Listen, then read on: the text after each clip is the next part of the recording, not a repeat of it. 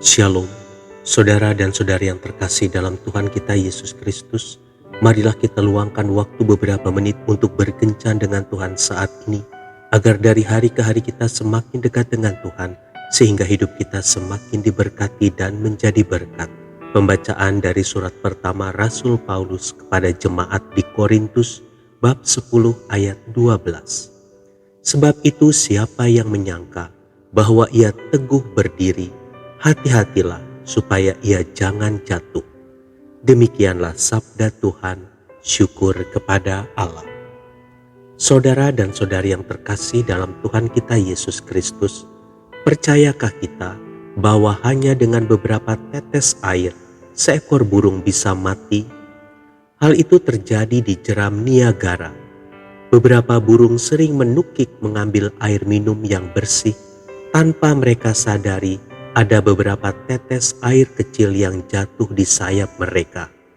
Ketika burung-burung itu menukik lagi untuk minum lebih banyak, tetesan air jatuh makin banyak ke sayap mereka. Karena udara dingin, titik-titik air itu berubah menjadi es.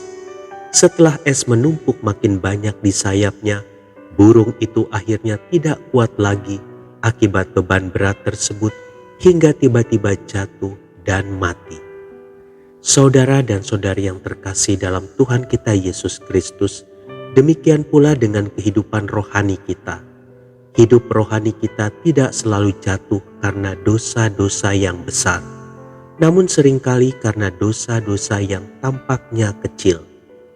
Memang dosa-dosa kecil yang kita lakukan tidak serta-merta membuat kita jatuh. Tetapi setelah terkumpul cukup banyak, kita akan mengalami kejatuhan yang fatal.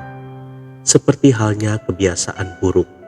Pada awalnya mungkin sebuah kebiasaan buruk tidak langsung berdampak terhadap kehidupan kita. Namun bila kebiasaan buruk itu sudah mengakar dan sulit untuk kita lenyapkan, maka pada saat itulah dampak buruknya baru kita rasakan. Contohnya adalah dosa iri hati.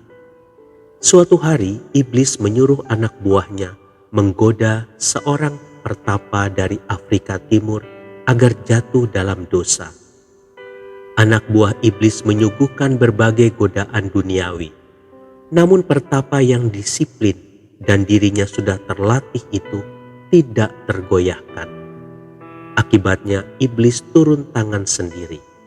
Dia mendekati pertapa itu dan berbisik, "Saudaramu baru saja diangkat menjadi uskup." Seketika itu juga pertapa itu marah dan iri hati karena dia yang lebih senior, cakap, dan lebih rohani tidak dipilih. Justru saudaranya yang jauh lebih muda yang terpilih. Iri hati adalah senjata yang ampuh untuk mengalahkan orang yang mengejar kekudusan hidup. Oleh karena itu, jangan hanya bersikap waspada dan menolak terhadap dosa-dosa yang tampaknya besar.